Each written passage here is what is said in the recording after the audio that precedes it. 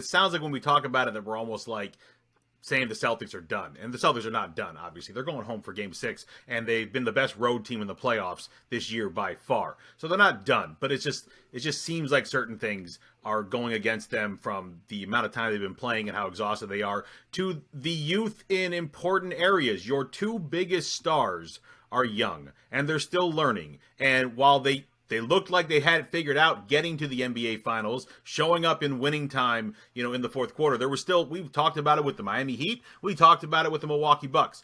There were decision-making issues that we had with them in winning time.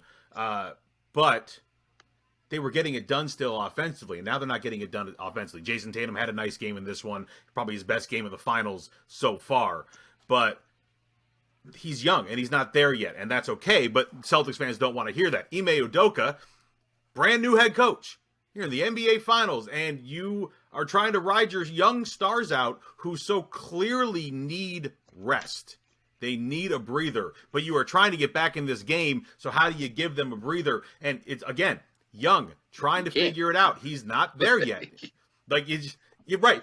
But you find it in different ways. We've seen other head coaches do it, where you give you guys a 30-second breather, in the third quarter, and then you throw them back in the game. But that 30-second breather ended up being enough. You see these, these different ways that coaches get their stars who are still trying to get back in the games that they're behind in, but get them a little bit of a breather so that they can be there when it matters in the end. And we're not seeing that from the Boston Celtics. We're seeing way too many turnovers. It's been the story of this finals for both teams, leading up to the finals and in the finals. When they control the ball, they are very, very hard to beat on both sides, Golden State and Boston. When they throw the ball away carelessly, they are a heck of a lot easier to beat. And so the Celtics haven't done nearly as good of a job as the Golden State Warriors in this one. And then we are also talking about, obviously, we saw the numbers coming in, the two best defensive teams in the playoffs going against each other. Now, most people believed it for the Celtics. They kind of doubted it for the Warriors, but we are seeing it stepping up more and more. You've seen it from Steph. He is not a defensive liability. He has absolutely stepped his game up.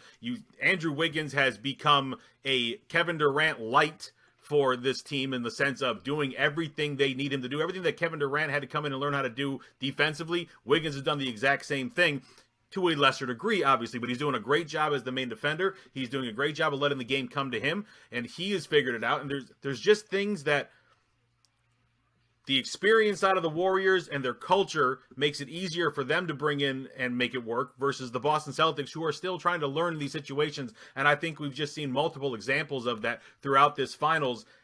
And that, along with the fatigue that we talked about early on, I think it's just starting to catch up. So while the Celtics are not done, and all the things we were talking about to make it sound like they are done, they're absolutely not. And they could turn this thing around, blow out the Warriors in Game 6, and then we're talking a whole new ball game for Game 7. But it just feels like everything has kind of caught up to the Boston Celtics.